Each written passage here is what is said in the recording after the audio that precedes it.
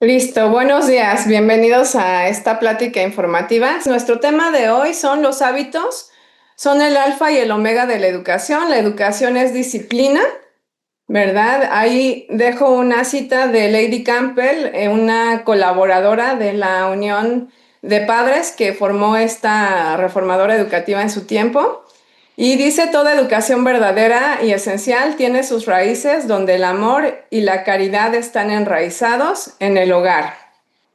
Entonces, vamos a comenzar, pero antes igual me gustaría comentarles que ya existen algunas otras charlas informativas sobre algún tema concerniente a la pedagogía que amplía un poco nuestra visión sobre cuál era la propuesta educativa de Charlotte Mason. Tenemos ya en el canal el primero que fue como un panorama general de la pedagogía. En esa charla informativa pues tocamos los puntos o aspectos clave de la pedagogía. Está también después de esa la charla informativa sobre los 20 principios educativos de la propuesta educativa, sabiendo que pues es un método que se basa en la ley natural y que por tanto pues se sustenta en principios. Los principios son atemporales, son universales, ¿verdad? Ellos no cambian porque son parte de la ordenación que Dios le da a la creación, ¿verdad? A diferentes aspectos. En este caso y en el caso particular de la educación, en el desarrollo físico, mental de los niños, ¿verdad? Y algunas otras leyes que nos ayudan también en este proceso de la educación.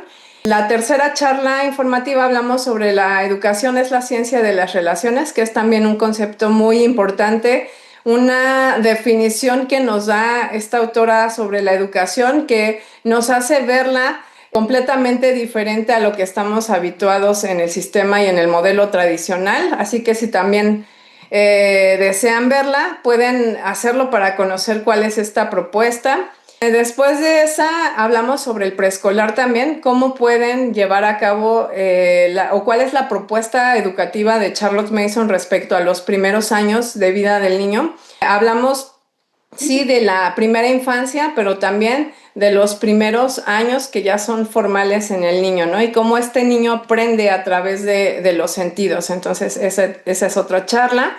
La primera o el primer instrumento educativo es el ambiente, ¿no? La educación es ambiente o es una atmósfera. Ese ya se abordó en una charla previa. Bueno, es la penúltima charla que dimos. También para que puedan conocer, ahorita vamos a hablar sobre este segundo instrumento educativo. En la anterior hablamos sobre la autoridad, un tema también bien importante para nosotros como padres. Y es importante justamente porque es uno de los elementos perdidos, así se llama, de la crianza y la educación de hoy. Entonces, igual esa plática es importante para establecer las bases iniciales del buen gobierno en casa, para que todo lo demás, en consecuencia, pues tenga sentido, ¿verdad? Todos los esfuerzos en la educación, en la crianza, tengan una proyección no solamente hacia este plano terrenal y temporal, sino a la eternidad. Entonces, vamos a este tema que es sobre la educación es disciplina. Vamos a hablar en esta plática sobre quién fue Charlotte Mason. Esta primera diapositiva que presento es la misma que presento charla con charla, ¿verdad? La idea pues es nada más conocer quién está detrás de esta propuesta educativa. Vamos a hablar un poco sobre los hábitos, el alfa y el omega de la educación. ¿Qué significa esto?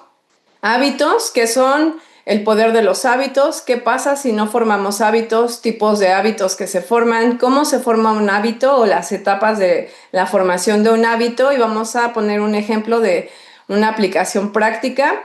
Voy a compartir un breve testimonio y vamos a hablar un poquito sobre las comunidades locales, lo que hacemos en comunidad para si ustedes están buscando integrarse a una comunidad donde puedan seguir aprendiendo de esta pedagogía y aplicándola, incorporándola en su hogar, también puedan conocer cuáles son los pasos y las preguntas al final de esta sesión, si es que surge alguna durante el camino. Entonces vamos a iniciar primeramente, si es la primera vez igual que escucha sobre ella, pues voy a dar una muy breve biografía. Ella, Charlotte Maria Shaw Mason, nació el 1 de enero de 1842 en Bangor, Gales del Norte. A los 18 años se trasladó a Londres en busca de conocimiento, donde comenzó su trayectoria en la enseñanza como institutriz. En 1886 publicó Home Education, sentando las bases de su filosofía educativa y fundando la Parents National Education Union. Entonces, eso fue en 1887, que fue la unión de padres. Además, estableció la Escuela de Revisión para Padres y la Casa de la Educación, promoviendo una educación centrada en el desarrollo integral del niño. Falleció el 16 de enero de 1923 en Ambleside, Cumbria, Reino Unido, dejando un legado perdurable, ¿verdad? Este legado perdurable ahora lo conocemos como su obra educativa, que está conformada por 6 volúmenes. El primero enfocado a la primera infancia y hasta los 9 años, ¿no? De los 0 a los 9, que es educación en el hogar. El segundo, padres e hijos. El tercero, que habla sobre la siguiente etapa de 9 a 12 años, digamos la etapa formal o escolar, y se llama justamente educación escolar. El cuarto volumen, que es nosotros mismos, más dirigido para abordar el tema de ciudadanía con los mismos jóvenes. El quinto habla sobre la formación del carácter, así se llama, y el sexto es la filosofía, ensayo hacia una filosofía de la educación, en donde básicamente ya nos presenta todos esos años de experiencia, de observación, toda la propuesta, y se enfoca un poco más ya hacia los últimos años de escuela formal, ¿no? Que en este caso es de los 12 a los 18 años aproximadamente. Y hay un libro muy bueno que se llama De mente a mente hacia una filosofía de la educación, de Karen Glass, que es como una traducción del volumen 6, pero condensado para obtener nada más lo que nos hace sentido en esta época, recordando pues que ella vivió en 1842, desarrolló toda su propuesta a finales del siglo XIX, principios del siglo XX, entonces ella trata de recuperar, sí, el antecedente histórico, pero situarnos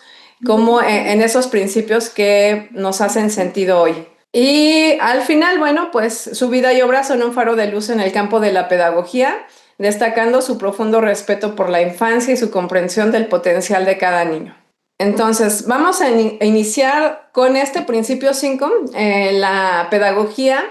Ya en el volumen último, que es el volumen 6, la autora hace un condensado ya de 20 principios educativos en los cuales, pues nosotros como educadores, una vez entendidos, debemos pues aplicarlos, ¿no? Para tener obviamente una educación basada en la misma naturaleza, ¿verdad? Tanto del aprendizaje como del propio niño, ¿verdad? Entendiendo pues que su desarrollo sigue por líneas, ¿verdad? Que Dios mismo ha establecido y ordenado, ¿verdad? En esas leyes naturales. Entonces, este principio 5 dice, por lo tanto, estamos limitados a 3 instrumentos educativos: la atmósfera del entorno, la disciplina del hábito y la presentación de ideas vivas. El lema del PNU es: la educación es un ambiente, una disciplina y una vida. Y este principio nos habla de 3 instrumentos educativos de los que como educadores, ¿verdad? Seamos padres o maestros de escuela,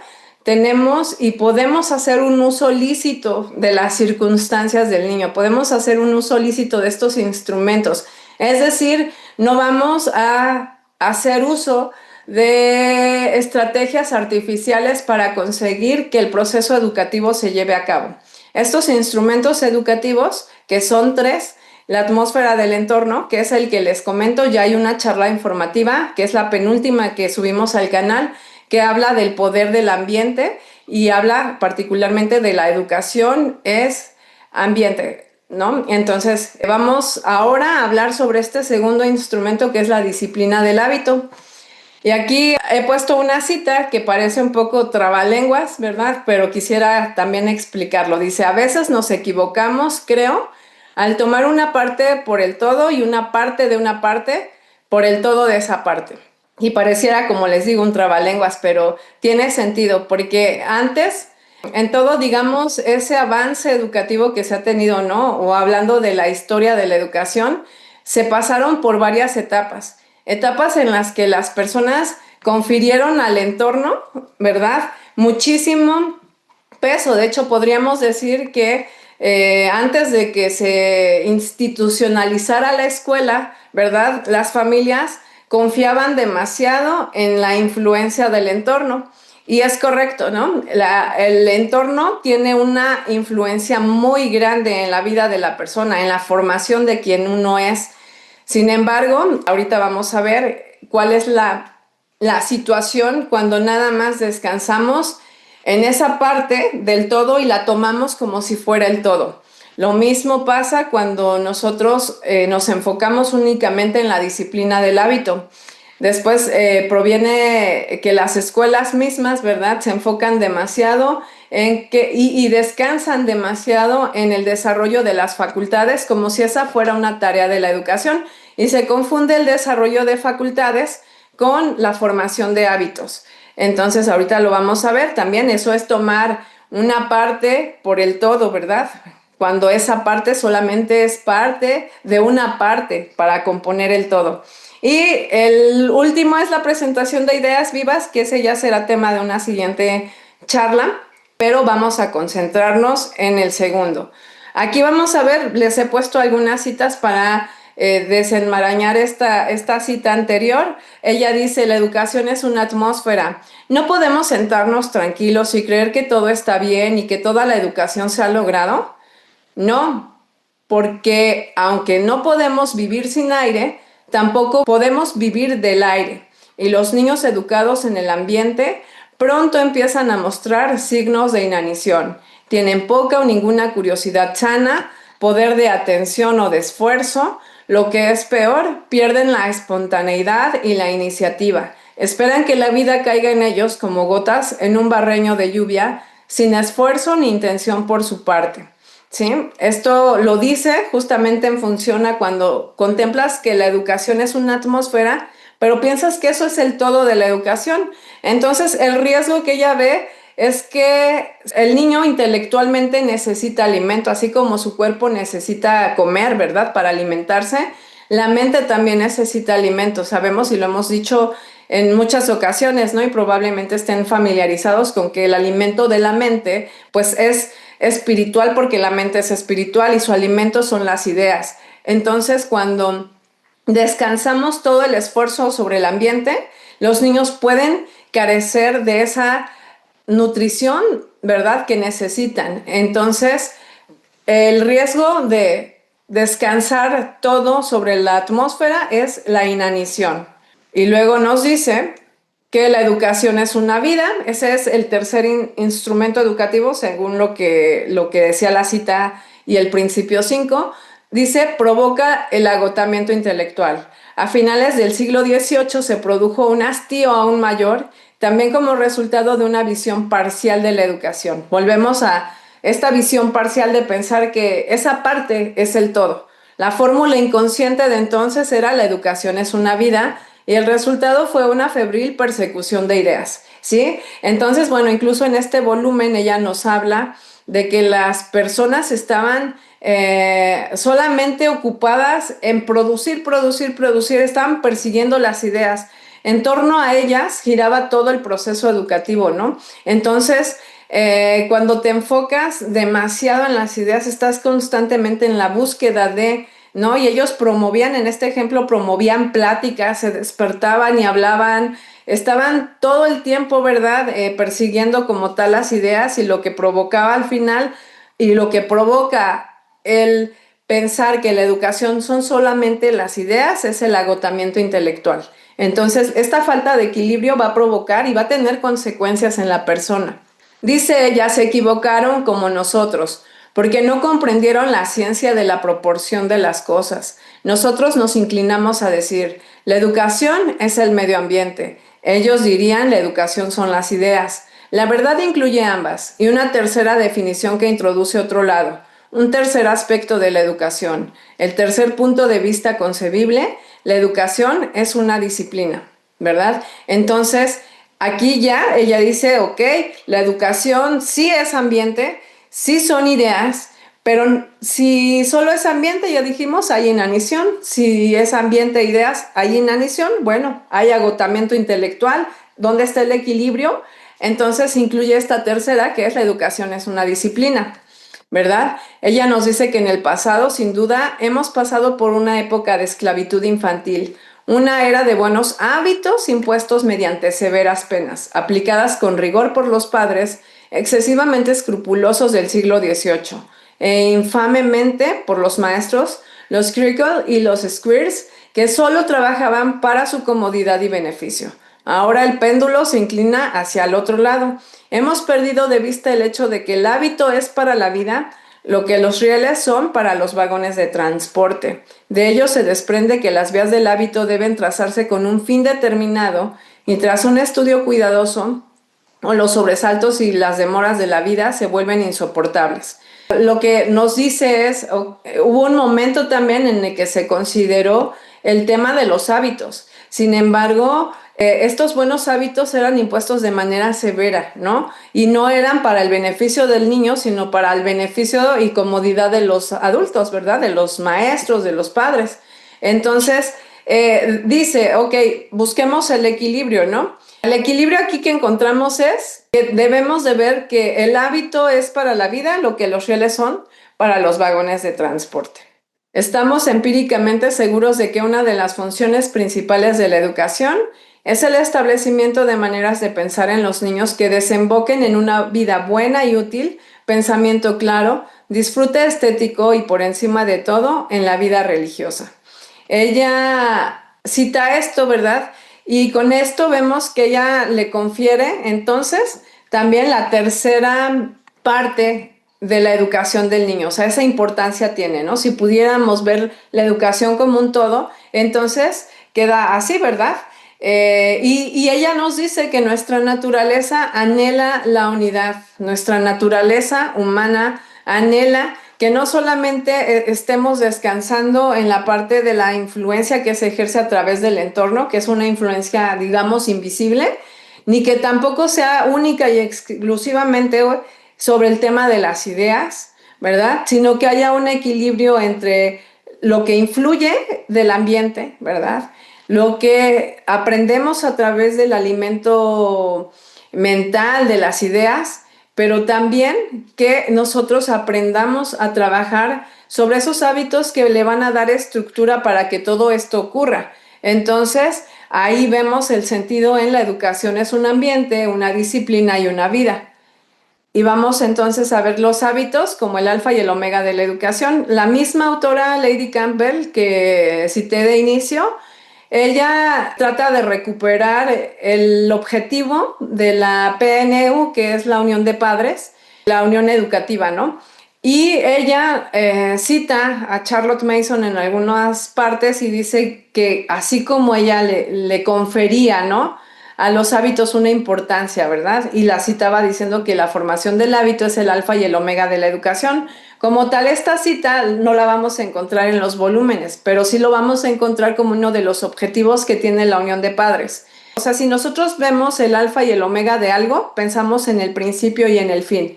Sin embargo, este no es el fin último o el fin supremo de la educación. Es una herramienta como la vamos a ver y justamente lo que tratamos aquí de conectar es que Charlotte Mason tenía un propósito muy claro que se extiende a toda su obra educativa. Y ese es que el principio y el fin de la educación es el conocimiento de Dios. Entonces, decir que los hábitos son el alfa y el omega de la educación no desplazan el fin supremo, sino que más bien, ¿verdad?, la vida del alma, la mente y el cuerpo necesitan una estructura firme sobre la cual responder al llamado divino, ¿no? Entonces, de eso se ocupa la parte de la formación de hábitos. Esto lo sabemos leyendo la obra educativa de Charlotte Mason completa, que Dios es el origen y el destino de toda enseñanza y que la formación de hábitos, como lo comentaba, no es un fin en sí mismo. Entonces dice, la formación de hábitos que no es un fin en sí mismo, sino un medio por el cual el niño aprende a ordenar su vida interior y exterior en armonía con la voluntad de Dios. Y a lo mejor sea ese un concepto que ahora mismo no tenga mucho mucha relación, ¿verdad? Para muchos con la parte de Dios, ¿no? Cómo los hábitos en sí tienen un propósito más alto que el que normalmente les damos. Ahora estamos viviendo tiempos, ¿verdad? En los que muchas personas escriben y personas del mundo, ¿verdad? No personas cristianas y con cosmovisión cristiana, aunque hay quienes también han escrito desde esta perspectiva y desde esta cosmovisión, pero hay muchas personas que ahora mismo se encuentran hablando sobre el tema de los hábitos. Cómo cambiar tus hábitos, qué son los hábitos y cómo podemos cambiar nuestra vida a través de ellos, cómo podemos incluso dejar de ser nosotros mismos aplicando leyes de los hábitos y demás. Sin embargo, pues todas estas ayudas, ¿verdad?, que encontramos que no apuntan a restituir la imagen que tenemos de Dios, ¿verdad?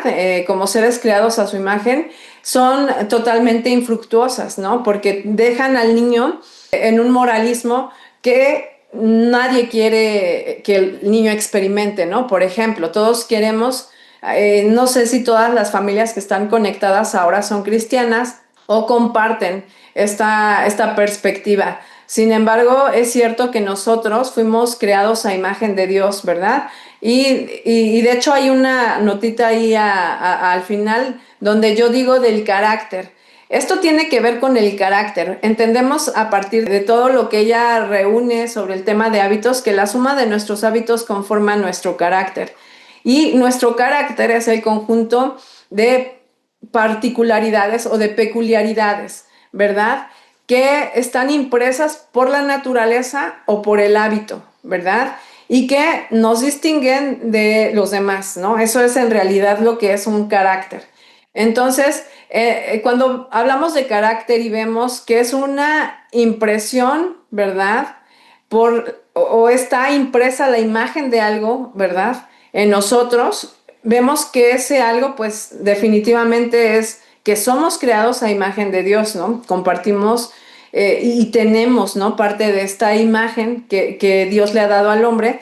Entonces, lo que nosotros no podemos desconectar es que la formación de hábitos, ¿verdad?, que van a constituir el carácter del hombre, tiene necesariamente que ver con Dios, tiene necesariamente que ver con lo que Dios quiere que seamos, ¿no? Y sabemos que esto es trabajar en semejanza a Cristo. Sabemos que los hábitos que conducen nada más al hombre para ser mejor, para ser una mejor persona, para ser más bueno, para ser más saludable, son hábitos que promueven la moralidad y toda la parte externa, pero que no dignifican realmente al hombre ni glorifican a Dios, ¿no? Por cuanto ha creído, ¿verdad? Que Él es un ser creado a imagen de Dios. Entonces, esto es importante no desconectar. Los hábitos bien formados, entonces, van a preparar al niño para recibir conocimiento, discernir el bien, amar la verdad y responder con libertad y obediencia al Espíritu Santo. Entonces, ¿por qué el hábito entonces es alfa y omega? No, según esta cita y según lo que ella misma propone en toda su obra educativa, vemos que es el alfa porque es el inicio necesario. El proceso educativo, dice, inicia con la formación de hábitos, ¿no? Porque una mente desordenada, una voluntad inconstante o un cuerpo sin dominio propio no puede sostener una vida de estudio ni de virtud. Entonces, esta es la asociación que tiene para con la educación, ¿no? Porque el alfa y el omega, porque el hábito, perdón, es el alfa y el omega en la educación. Porque si el niño no desarrolla estos hábitos, ¿verdad? Obviamente esto va a afectar directamente en su proceso de aprendizaje y de formación, ¿verdad? Hábitos como la atención, la obediencia, el orden, abren el camino para el aprendizaje y la formación espiritual. También vemos que el omega sería el sostén del carácter final, ¿no? Lejos de ser el fin cerrado, ¿verdad?, de la educación, que ya vimos que no, los hábitos bien arraigados forman un carácter dispuesto al bien, capaz de responder con constancia y libertad al llamado de Dios. El hábito educa la voluntad y una voluntad firme es el vehículo por el cual una persona puede amar y obedecer a Dios de forma perseverante, ¿no? Entonces, esto tiene total relación, ¿no? El fin supremo de la educación es que el niño llegue al conocimiento de Dios y entonces también tanto el entorno o la atmósfera, ¿verdad? Debe ayudar a esto, como la presentación de ideas, ¿verdad? De ideas vivas tiene que ayudar a esto, como los hábitos también. Entonces ahí es donde cobra sentido esto que Charlotte Mason nos dice cuando de constante repite que la educación debe ser una sierva a la religión. El niño que aprende a hacer lo correcto automáticamente por hábito tiene más espacio y libertad para amar, razonar, decidir y crecer espiritualmente. El principio 7 de la pedagogía dice que por la educación es una disciplina, entendemos la disciplina de los hábitos formados definida y cuidadosamente, ya sean hábitos de la mente o del cuerpo. Los fisiólogos nos hablan de la adaptación de las estructuras cerebrales a las líneas habituales de pensamiento, es decir, a nuestros hábitos. Entonces, aquí, bueno, ya lo vemos reflejado como tal, como un principio. Recordemos que el principio 5 nos habla de que hay 3 instrumentos educativos, ¿verdad? En el principio 6 nos habla de la atmósfera del ambiente. En el principio 7, como lo estamos viendo, nos habla sobre la disciplina del hábito, ¿verdad? ¿Y qué es un hábito entonces? Esto yo creo que todos lo entendemos de manera, digamos, práctica, sabemos qué es, ¿verdad? Que es una tendencia adquirida por la repetición consciente de un acto hasta que se vuelve automático, ¿verdad? Lo que repetimos día a día forma nuestra vida, ¿verdad? Eso no hay mucho pierde. Sabemos que a partir de esta propuesta educativa y de muchas otras aportaciones que la ciencia ha hecho, ¿verdad? Y que muchos autores han tratado de visibilizar como para mostrar que el hombre no puede ni debería conformarse con las tendencias naturales que tiene, sino que podría, ¿verdad? A lo largo de su vida modificar patrones incluso de pensamiento para que su conducta pueda ser impactada. Lo vemos, ¿no? Sin embargo, pues es importante ver también un poco sobre la propuesta que ella nos hace respecto de que el hábito, y aquí tengo la imagen y es una imagen que se repite a lo largo de la presentación, son los rieles, ¿verdad? Ella dice que eso es justamente lo que hace los hábitos, forman en el tejido cerebral una marca, una huella por la misma repetición del acto, ¿no? De manera que nuestros pensamientos corren sobre ese surco que se ha hecho con el tiempo. Entonces, eso que repetimos día a día, sabemos, forma nuestra vida y a la vez también forma nuestro carácter. Pero ¿cuál es el poder de los hábitos? ¿No? El poder de los hábitos, digamos, se puede reducir o traducir esta cita que nos da ella en el volumen 1, particularmente en este volumen, habla muchísimo sobre el tema de los hábitos. Tiene un capítulo completo, ¿verdad? Es la parte 3 del capítulo, perdón, del volumen 1, en el que nos habla de los hábitos. Y el poder de los hábitos dice que es que el hábito equivale a 10 naturalezas. Entonces voy a leer esta cita que dice que el hábito equivale a 10 naturalezas. Si tan solo pudiera hacer que otros vean con mis ojos lo mucho que este dicho debería significar para el educador, como el hábito, en manos de la madre, es como la rueda del torno para el alfarero, el cuchillo para el tallador y para ella, el instrumento por medio del cual ella crea el diseño que concibió en su mente. Observe que el material con el cual empezar ya está ahí. La rueda del alfarero no faculta al alfarero para producir una taza de porcelana a partir de la áspera arcilla, pero el instrumento es tan necesario como lo es el material o el diseño. Es penoso hablar de uno mismo, pero si el lector me lo permite, me gustaría mencionar los pasos que me han llevado a considerar el hábito como el medio por el cual el padre puede hacer de su hijo casi cualquier cosa que elija. Aquello que se ha convertido en la idea dominante de la vida de una persona, si se lanza repentinamente a otra, no lleva consigo una gran profundidad o peso de significado para la segunda persona. Por tanto, lo ideal es llegar a la idea gradualmente, para ver los pasos por los cuales el primero ha viajado. Por esta razón, me aventuraré a mostrar cómo llegué a mi postura actual, es decir, desde uno de los 3 puntos de vista posibles. La formación de hábitos es educación y la educación es formación de hábitos, ¿no? Entonces aquí lo que nos muestra es que hay definitivamente, ¿verdad? Una herramienta poderosa en manos de los padres para que no deje al azar, ¿verdad? La formación del carácter de sus hijos. No deje a la naturaleza misma el carácter, ¿verdad? Sabiendo que las tendencias naturales, ¿verdad? Por ser personas caídas, no va a ser hacia adquirir buenos hábitos, ¿no? Entonces, es interesante que esta propuesta educativa recupere el valor de los hábitos, ¿verdad? Como parte de una de las tareas que tiene la educación. Nada de esto es nuevo. Siempre hemos sabido que el uso es una segunda naturaleza y que el hombre es un conjunto de hábitos. No fue el hecho, sino la aplicación del hecho y la fisiología del hábito, las ideas novedosas y extremadamente valiosas para mí, y espero que puedan ser de alguna utilidad para el lector. Por ejemplo, para mí fue novedad concebir que corresponde a los padres y a los maestros establecer líneas de hábito sobre las cuales la vida del niño puede correr de aquí en adelante con pequeñas sacudidas o fracasos involuntarios y pueda avanzar en la dirección correcta con el mínimo de esfuerzo, ¿no? Entonces, aquí nos habla de que el uso es una segunda naturaleza y justamente el hombre es un conjunto de hábitos. Entonces, esto es importante, ¿verdad? Que se considere en la educación. Una educación que no considera esta parte es deficiente, ¿verdad? Estaría o matando de inanición al niño o lo estaría como tal agotando intelectualmente. Tiene que haber un equilibrio entre esos tres. Entonces, vemos que los hábitos, ¿verdad? Forman el carácter. Los hábitos alivian la carga mental, ¿verdad? Los hábitos permiten libertad para lo esencial. Bien, entonces, en cuanto a esto, ¿verdad?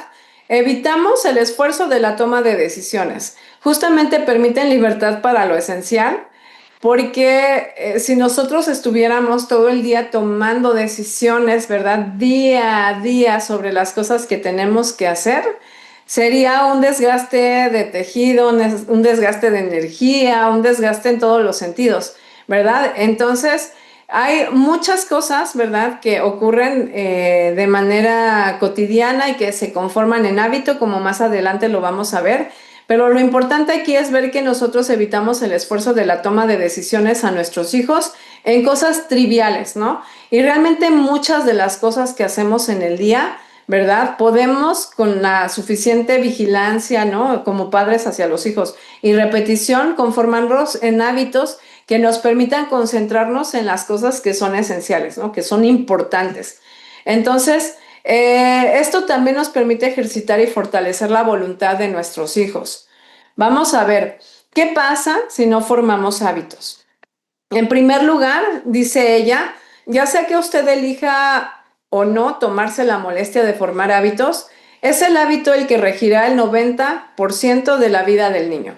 ¿Sí? Entonces, ¿qué pasa si no formamos hábitos? Pues si no formamos hábitos intencionalmente buenos, los malos hábitos o cualquier tipo de hábitos se van a formar. Es que todo el tiempo se están formando hábitos, ¿no? Todo el tiempo estamos conformando nuestro carácter a partir de lo que hacemos cotidianamente y regularmente. Y me gustaría, por ejemplo, mencionarles, ¿no? Se me venía a la mente mientras escribía esta parte, que cuando nosotros estamos en casa, ¿verdad? Tenemos dispuestos los muebles, dispuestos los materiales, los utensilios, dependiendo del cuarto, la habitación de la casa, ¿verdad? Imaginando que estamos en el comedor o en la cocina, ¿no? Nosotros tenemos en un mismo lugar los vasos, en un mismo lugar los platos, tenemos en un mismo lugar los alimentos, ¿verdad? Todo lo ponemos siempre en el mismo lugar para facilitar la vida, ¿verdad? ¿Qué pasaría si cada día o cada diferente día estuviéramos moviendo las cosas del lugar, ¿no? Claramente perderíamos tiempo, perderíamos energía, sería desconcertante ocuparnos de las cosas primordiales, ¿verdad? A lo mejor pasaríamos más tiempo buscando que preparando el alimento y comiéndolo para seguir nuestras actividades, ¿no? Lo mismo pasa, ¿verdad? Cuando nosotros no formamos hábitos en nuestros hijos, impedimos que ellos puedan tener una vida realmente plena, ¿no? En la que se concentren en lo que es esencial. Entonces, yo creo que cualquiera lo ha podido percibir en su casa, ¿no? Probablemente no cada día estamos reorganizando la casa, pero sí a lo mejor la mantenemos un tiempo suficiente para que se establezca el hábito de encontrar las cosas rápido. Y si nosotros nos atrevemos a hacer cambios, ¿verdad? Y no avisamos a la familia por hábito va y abre el cajón para sacar una cuchara y oh sorpresa, ¿no? Ya están las medicinas, ¿no? Y voy por un vaso y oh sorpresa, ya están los enlatados, ¿no? Entonces, eso pasa, ¿no? Cuando nosotros no formamos hábitos en nuestros hijos, nosotros propiciamos el desorden, propiciamos los malos hábitos también. Justamente pongo esta cita que dice, pero el hábito progresa sobre el curso impuesto por la naturaleza. El niño cobarde miente en forma habitual para escapar de la culpa. El niño amoroso tiene cientos de hábitos para hacerse querer. El niño bondadoso tiene la costumbre de dar. El niño egoísta, el hábito de retener.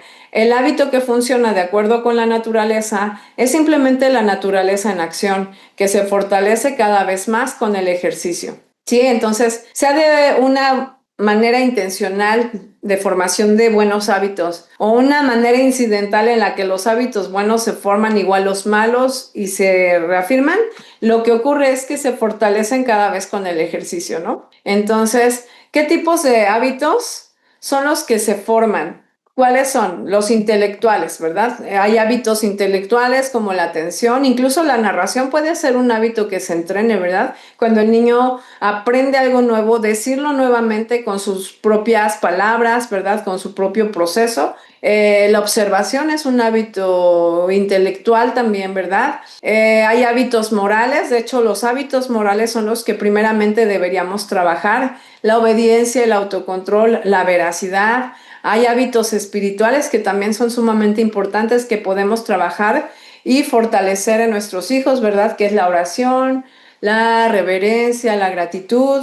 Y tenemos también los hábitos físicos, el orden, la puntualidad, la higiene. Esos son los tipos de hábitos. Hay muchos más, ¿no? De hábitos morales, la lista puede ser más larga, de físicos, intelectuales. Son solamente algunos ejemplos. Entonces, ¿cuáles son las etapas en la formación de un hábito? Esto según Charlotte Mason en el volumen 1. Aquí podemos percibir un orden, ¿verdad? Que ella nos da en esta formación y tengo dos ejemplos que ponerles para afirmar esta parte, ¿no? De las etapas. Hay una primera etapa que es la preparación, donde el padre, madre, educador introduce el hábito con un sentido moral o práctico, ¿verdad? Aquí lo invita, lo motiva. Hay una segunda etapa donde hay una instrucción, ¿verdad? Aquí el padre, el educador, dialoga, explica, resuelve dudas.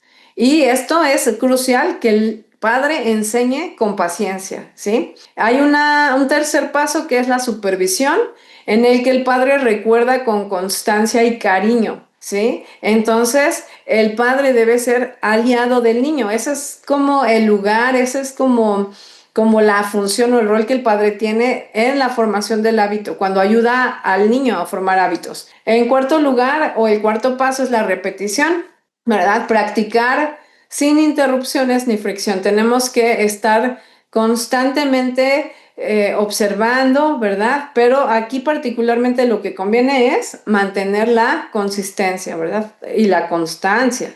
Entonces, hay otra etapa que es la automatización, ¿verdad? Donde el hábito se realiza sin esfuerzo, ¿verdad? Entonces empezamos a ver que ya empieza a fluir. Y hay una sexta etapa que es la de afirmación, que es alegrarse del progreso sin premios, ¿verdad? Obviamente siempre tenemos cuidado de no estimular deseos incorrectos, ¿no? Tanto cuando el niño está aprendiendo como cuando estamos entrenándole en hábitos, como cuando estamos tratando de producir naturalmente algo en el niño sin que sea desviado por los estímulos externos como los premios. Entonces aquí lo que hacemos es celebrar la virtud interior.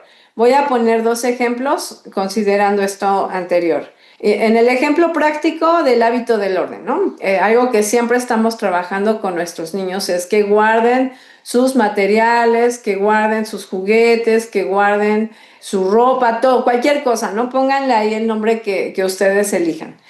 Vamos al primer punto que es la preparación, ¿verdad? Donde hablábamos anteriormente de que se introduce el hábito con sentido moral o práctico, se invita al niño, se motiva, ¿verdad? Aquí, por ejemplo, la madre dice con voz alegre: Lucy, quiero que aprendamos a cuidar lo que usamos. Cada vez que termines de jugar, vas a guardar tus juguetes en su caja. Así mantienes tu espacio bonito y puedes encontrarlos fácilmente la próxima vez. Viene esta primera parte que es la preparación, el hábito que tú quieres empezar, ¿no?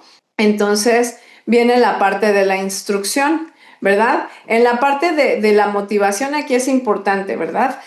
Nosotros entendemos que para que un hábito, y esto es obviamente a partir de la misma propuesta de Charlotte Mason, que para que un hábito se vuelva estimulante moralmente, tiene que haber una idea poderosa que haga que ese hábito valga la pena aplicar, incorporar, hacer. Entonces, en esta parte, en la preparación, ahí podemos empezar también a motivar, a invitar a nuestros niños a partir de algún ejemplo práctico, ¿no? Los proverbios, alguna historia, ¿no? Siempre comentamos, por ejemplo, el hábito de la atención con la historia de Alejandro Magno y el bucéfalo, ¿no? Esta historia pues tan conocida de Alejandro Magno, que era un caballo indomable, nadie podía someter al caballo, ¿no? Y él, siendo un niño, ¿verdad? Y únicamente aplicando la observación, se dio cuenta que el caballo tenía miedo de su sombra. Entonces, antes nadie podía montarlo y él, al observar esto, dice que le dieran oportunidad de poder manejar el caballo, ¿no? Entonces, para poder montarlo, se da cuenta de esto y lo voltea, ¿no? De modo que la sombra no cayera sobre el caballo y él no pudiera verla, y con esto él pudo montarlo, ¿no? Entonces, son ejemplos que podemos usar, ¿no? Para motivar la formación de ese hábito, ¿no? Hace que ese hábito sea moralmente estimulante para el niño. Luego viene la parte de la instrucción, donde el padre dialoga, explica, resuelve dudas, ¿no? Aquí hablamos y enfatizamos, enseña con paciencia. En el ejemplo justamente dice: Lucy pregunta: ¿y si quiero volver a jugar más tarde? ¿No? En el mismo ejemplo de que le dice: oye, vamos a guardar juguetes, demás. La madre responde: entonces vuelves a sacar los juguetes, pero mientras tanto los guardamos. Eso te ayudará a ser ordenada y responsable. Entonces viene la parte de la supervisión, recordar con constancia y cariño, ser aliado del niño, ¿verdad? Y la madre se mantiene cerca. Lucy, veo que terminaste. ¿Qué falta? Lucy responde con una sonrisa: guardar los juguetes. Ajá, entonces estamos supervisando.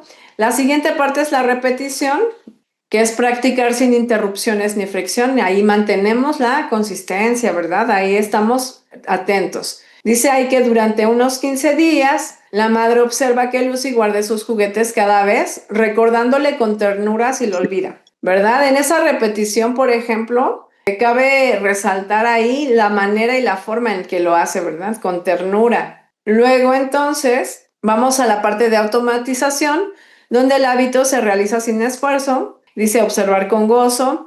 Un día Lucy termina de jugar, guarda sus juguetes sin que nadie se lo diga y sigue con otra actividad. Esto es lo que ocurre después de la repetición constante, ¿no? Y por último, la afirmación, en donde nos alegramos del progreso sin premios, celebrando la virtud interior. La madre sonríe y le dice suavemente: me alegra ver cómo cuidas tus cosas. Eso muestra que puedes confiar en ti misma. Ajá.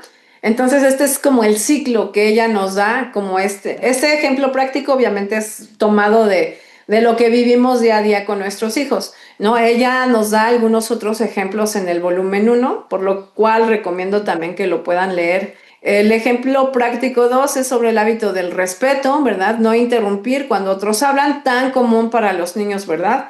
Tan común, y esta situación, pues como es muy familiar, la vamos a poner de ejemplo. Recordemos que en la preparación se introduce el hábito con un sentido moral o práctico, se invita y se motiva. Aquí vemos que el padre le dice a su hija Sara: quiero que aprendamos a esperar nuestro turno para hablar. Así mostramos respeto y también nos escuchan con más gusto. En la parte de instrucción, donde se dialoga, explica y resuelve dudas, ¿verdad? Sara pregunta: ¿y si es algo urgente? ¿Verdad? Eso típico que siempre nuestros hijos nos dicen. Pero si algo es urgente o si necesito algo, el padre responde: si es urgente, puedes poner tu mano en mi brazo y esperar a que te mire, así sabré que necesitas hablar. Entonces, recordar con constancia y cariño, ¿verdad? Que es la tercera parte de la supervisión. Y dice que durante la comida Sara interrumpe, el padre pone su mano suavemente sobre la suya y la mira. Sara recuerda, oh cierto, esperaré. Entonces viene la parte de la repetición, ¿verdad? Que es practicar sin interrupciones ni fricción. Cada vez que hay conversaciones familiares, los padres acompañan con gestos suaves para ayudar a Sara a esperar su turno, ¿verdad? Entonces son 15 días de trabajo constante con los hijos, vigilando ese hábito que estamos trabajando con ellos. Cuando viene ya la parte de la automatización en donde el hábito se realiza sin esfuerzo, ¿verdad? Aquí, por ejemplo, podríamos decir que después de varias semanas, Sara espera sin que nadie le recuerde, ¿no? Ya nadie hace esto, ni pone la mano, ni le hace gestos, pasa varias semanas haciéndolo bien. Entonces, en la parte de la afirmación, en la que nos alegramos del progreso sin premios, los padres le dicen, gracias por esperar tu turno, eso muestra respeto y autocontrol, nos encanta escucharte, ¿verdad? Digo, aquí pueden poner cualquier cosa, ¿no? Cualquier ejemplo lo pueden pasar como por este filtro. ¿Quieren trabajar la obediencia? Entonces lo que conviene es trabajar un solo hábito a la vez, porque mamá tiene que desarrollar el hábito de desarrollar hábitos en sus hijos, para que esto no se vuelva una carga pesada. Entonces, algo que siempre recomendamos es que los padres empiecen primero por ellos, ¿no? Si mamá no tiene hábitos ganados y establecidos, es difícil que pueda conseguirlo, no solamente porque, y ahorita lo vamos a ver más adelante, puede no favorecer el que los hijos por modelamiento, ¿verdad? Directo lo puedan replicar. Hay hábitos que se entrenan, ¿verdad? Hay hábitos que modelamos y que los niños van adquiriendo cierta conciencia de ellos por la misma observación, ¿no? Por la misma convivencia.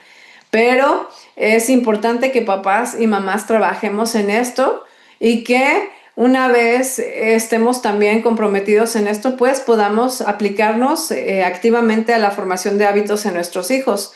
Si mamá no tiene el hábito de vigilar a sus hijos, tiene que hacer un hábito, ¿no? Para que pueda ayudarles en ejemplos prácticos como este. La mamá tiene que hacerse el hábito de formar hábitos. ¿Qué sostiene esta formación de hábitos? ¿Qué sostiene a los hábitos en sí? Ya lo comentamos aquí. El ambiente del hogar o aula, ¿verdad? Ya sea que el poder del entorno, ¿verdad? Sea estimulante para que los hijos al observar puedan replicar. Hay, por ejemplo, hábitos, como les digo, que se entrenan directamente como los hábitos intelectuales, ¿verdad? Necesitamos material en la mente para poder hacer o métodos que nos ayuden al entrenamiento de estos hábitos, pero hay otros que son, por ejemplo, los morales, en los que el ambiente en realidad está haciendo una función formativa también. Entonces, el ejemplo del adulto, y con esto no quiero decir que los hábitos morales no se entrenan también, la veracidad también, evitamos, y todo esto está perfectamente explicado en el volumen 1, así que para no alargar más la reunión, les invito a que vean cómo trabajarlos. A lo que voy es que si bien hay algunos hábitos que se fortalecen y que se ejercitan también en el ambiente, hay otros que necesitan un entrenamiento directo. El ejemplo del adulto es importante también, ¿verdad? Para sostener esos hábitos, la repetición sin fatiga, ¿verdad? Eso hace que el hábito se forme y la fe del Espíritu Santo es nuestro ayudador en la formación interior del niño, ¿verdad? No podemos descansar completamente en nuestras fuerzas. El Espíritu Santo nos ayuda en esta labor que es espiritual, definitivamente. Advertencias comunes, ¿verdad? Formar hábitos con regaños, gritos o amenazas no entra, ¿verdad? Ya veíamos cuál es la etapa, ¿verdad? Las etapas concretamente para la formación del hábito, y algo que se resalta mucho en esa formación, si lo vemos aquí, es la paciencia, ¿verdad? Es ser ayudas del niño, ¿verdad? Una ayuda no te va a poner el pie, no te va a exasperar, ¿verdad? Tienes que aplicar el gozo, ¿verdad? De mantener ciertos hábitos también tú, ¿verdad? Como padre. Entonces, no regaños, no gritos o amenazas, porque eres un aliado para tu hijo. No intentar imponer sin inspirar. Es importante, como les digo, que los padres comencemos primeramente con nuestra propia formación de hábitos buenos. Ser inconstante y luego esperar resultados también, ¿verdad? No podemos desesperarnos y pensar que como ya lo hicimos unos días de forma continua y luego el hábito se perdió con el tiempo, entonces no funciona, está mal, ¿verdad? Y ya no voy a hacer nada, entonces, ¿no? Que cada quien haga su vida. Tendemos a las vías fáciles, a las vías que no nos ameritan ningún esfuerzo ni sacrificio, ¿no? Entonces, trabajar en hábitos es sacrificial, sí, es doloroso, sí, estamos con tendencias humanas, incluso nosotros, ¿no? Como padres también nos cansamos, tenemos gustos, ¿no? Nos gusta ocupar el tiempo en ciertas cosas y cuando la inversión de formar buenos hábitos se convierte en una demanda excesiva de tiempo, nos cansamos y podemos llegar a ser inconstantes, ¿verdad? Pero lo peor es ser inconstante y esperar resultados buenos, ¿no? No podemos cosechar aquello que no hemos sembrado. Y también no cultivar nuestros propios hábitos como adultos, ¿verdad? Algo que ya les comentaba. Entonces, antes de continuar, que ya estamos en la última cita prácticamente, es que algo que ella nos recomienda, ¿verdad? Para poder trabajar y que se cumpla justamente esta forma adecuada, amorosa de ayudar a nuestros hijos, es el tacto, vigilancia y persistencia, que son las cualidades que debe cultivar en sí misma. Y con esto se sorprenderá de la disposición con la que el niño adquiere el nuevo hábito. Conviene que tengan en mente estos tres elementos, ¿verdad? Estos tres sazonadores que podemos y que debemos aplicar durante la formación de hábitos en nuestros hijos, que es el tacto, ¿verdad? Ya hablamos de que no con regaños, no con gritos, no con amenazas. Vigilancia, ¿verdad? Ser inconstante es lo opuesto, tenemos que ser constantes. Y la persistencia, ¿verdad? La persistencia va sobre la constancia, pero también va sobre nuestra propia integridad, ¿verdad? Nosotros también tenemos que buscar nuestro propio cultivo para poder ser realmente modeladores a través del ambiente, que es un modelador invisible. Hablando de esta parte de la invisibilidad, ¿verdad? Porque lo que se hace es un legado invisible, el que se forma.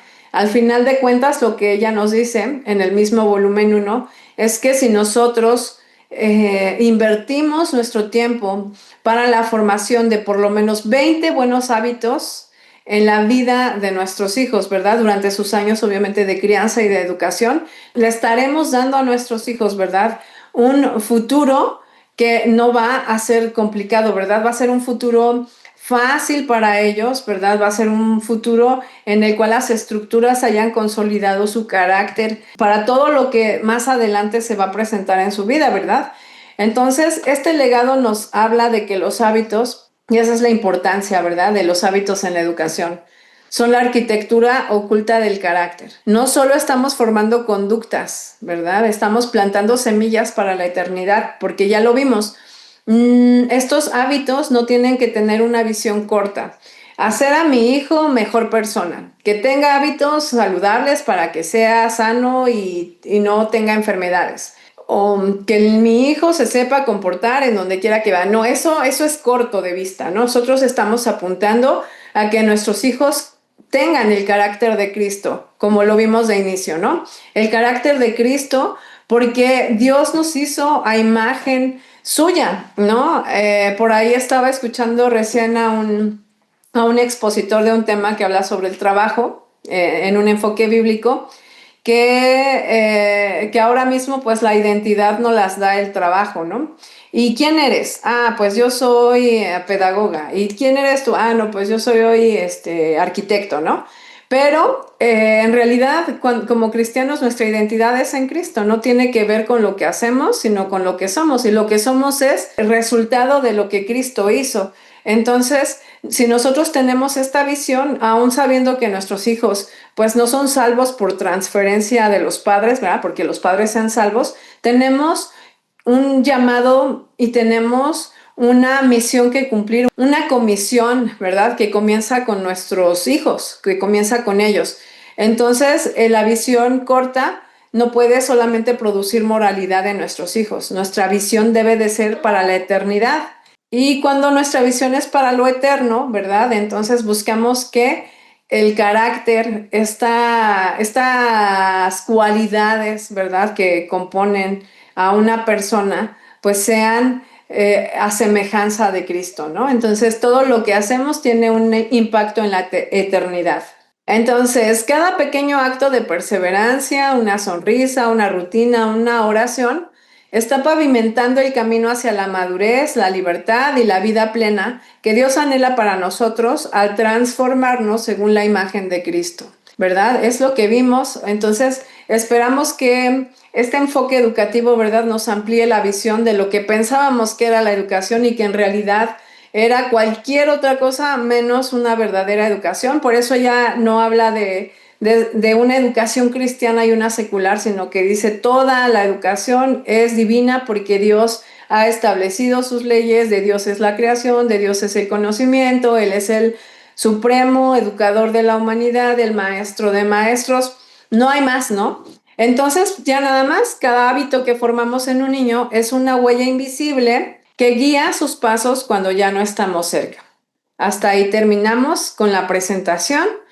Con esto, pues comentar que una vez que en casa comprendimos la visión tan sesgada que teníamos de la educación, incluso una visión atrofiada completamente por el pecado, y a partir de nuestro proceso, el Señor nos ayudó a renovar nuestro entendimiento sobre la educación a partir de los esfuerzos que hicieron en esta unión de padres liderada por Charlotte Mason. Nos dio una idea diferente, ¿no? Nos amplió la visión y nos cambió la perspectiva.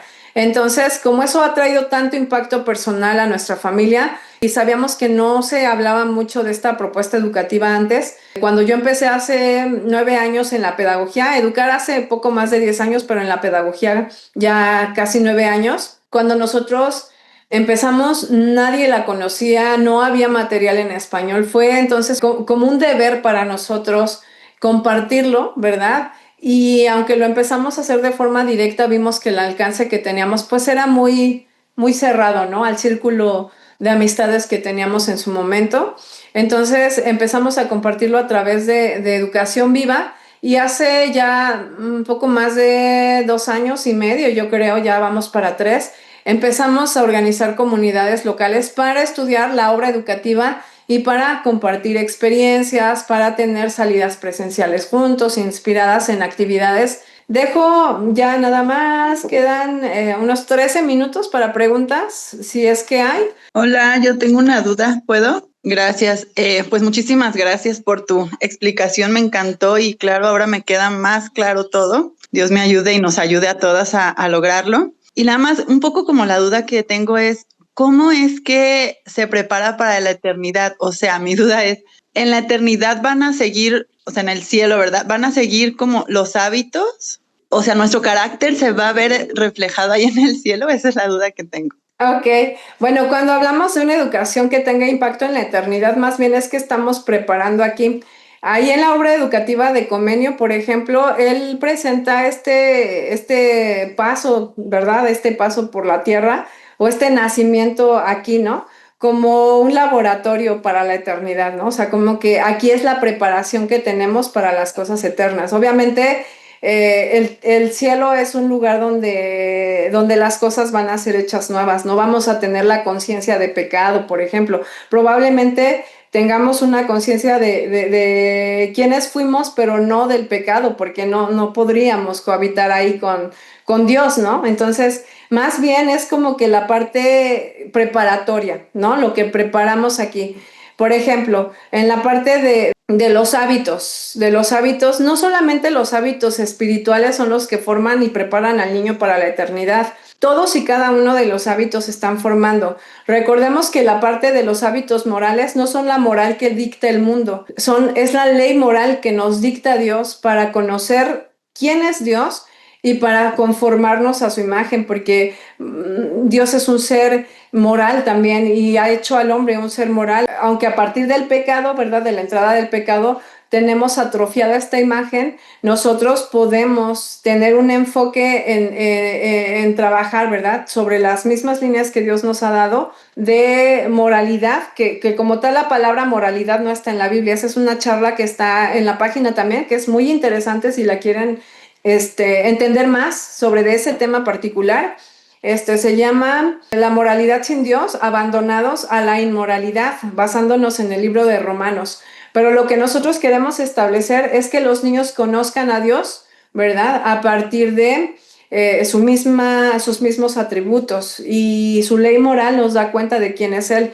Entonces, no es únicamente a partir de los hábitos morales o de los hábitos espirituales. Por ejemplo, los hábitos intelectuales también le ayudan al niño. Si tú, por ejemplo, entrenas la atención de tu hijo va a poder, por ejemplo, ¿no?, estar atento en el momento de la predicación, y sabemos que la fe viene por el oír, y por el oír la palabra de Dios. Entonces, realmente todo es un equipamiento que damos, son herramientas que le damos a nuestros hijos para que estén preparados para recibir el conocimiento, para recibir, obviamente, esa iluminación de Dios, ¿no?, a través de su misma palabra. Entonces, no es como que estamos formando los hábitos que van a tener en el cielo, porque en el cielo, bueno, el Señor se va a ocupar de nosotros, ¿no? Y enteramente vamos a estar dispuestos para Él. En esta tierra tenemos estorbos, impedimentos. El pecado ha atrofiado nuestras relaciones personales, nuestras relaciones con el trabajo, con el mismo conocimiento, la educación. Entonces, es más enfocado a la parte preparatoria que tenemos aquí. No sé si contesta un poco. Muchísimo, muchas gracias. De nada. Ok, Clarisa Fernández, gracias por la charla. Una de las cosas que más me conquistó fue el tema de los hábitos. Igual a mí. Y que te confronta, ¿no? Porque pensabas que cuando recién empiezas educando en el hogar, piensas que comprar el currículo va a resolverte el problema educativo, ¿no?, que tienes. A lo mejor porque, híjole, ya no estamos siguiendo el currículo oficial del Estado, y ahora ¿qué? Entonces piensas que un currículo va a resolver. Y no empieza por ahí, siempre lo decimos, siempre empieza por nosotras. Ha quedado muy claro, Lili, solo la práctica es ahí, el trabajo arduo. Es cierto, siempre es empezar por nosotras, siempre.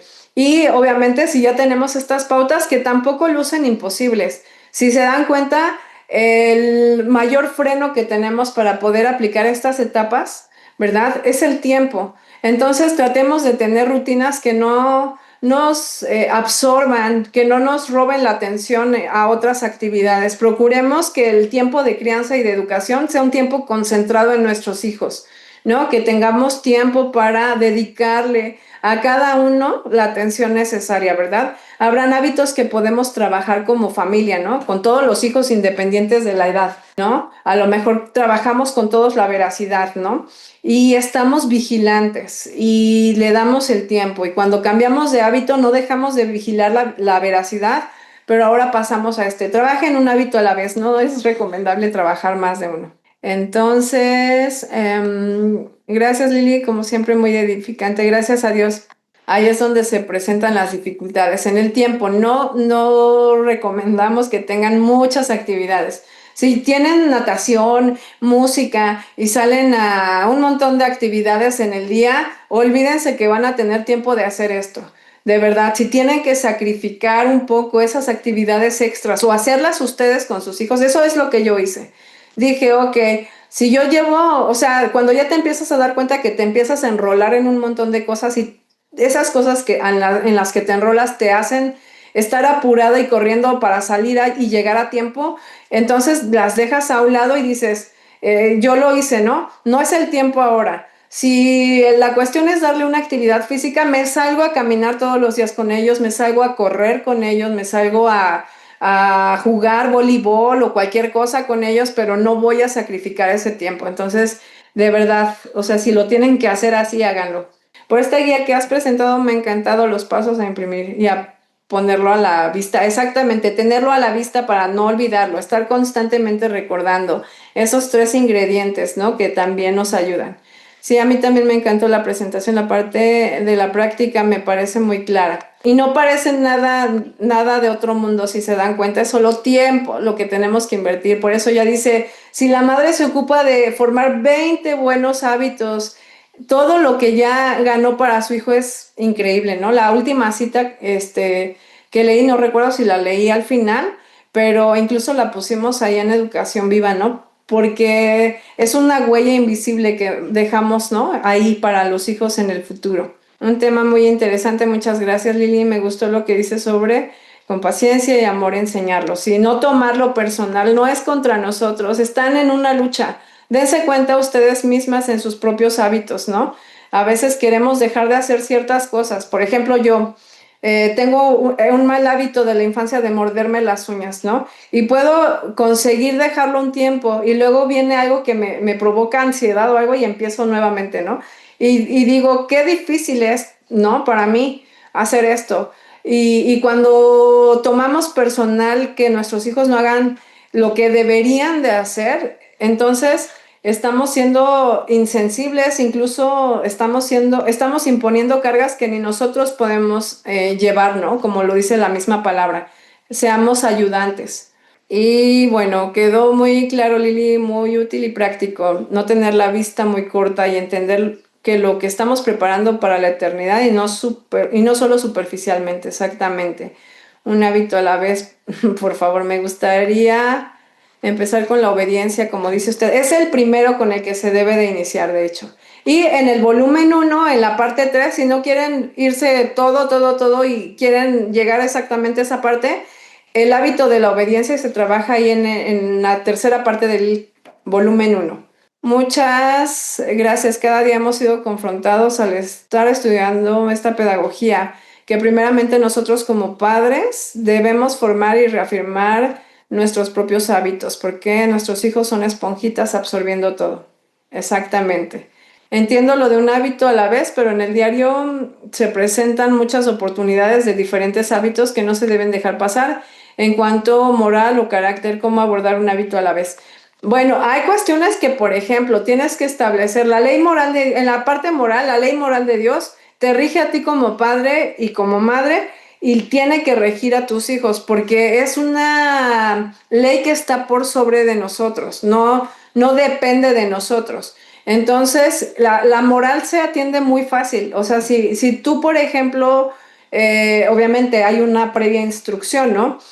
Para ello conviene que los niños se aprendan los 10 mandamientos, que tú misma lo sepas, ¿no? Y que las faltas que son claramente deliberadas de nuestros hijos no se pasen por alto, ¿no? La mentira, por ejemplo, se trabaja el hábito de la veracidad.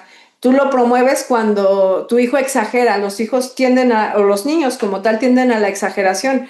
Mamá, vi 1000 mariposas y nada más eran 3, ¿no?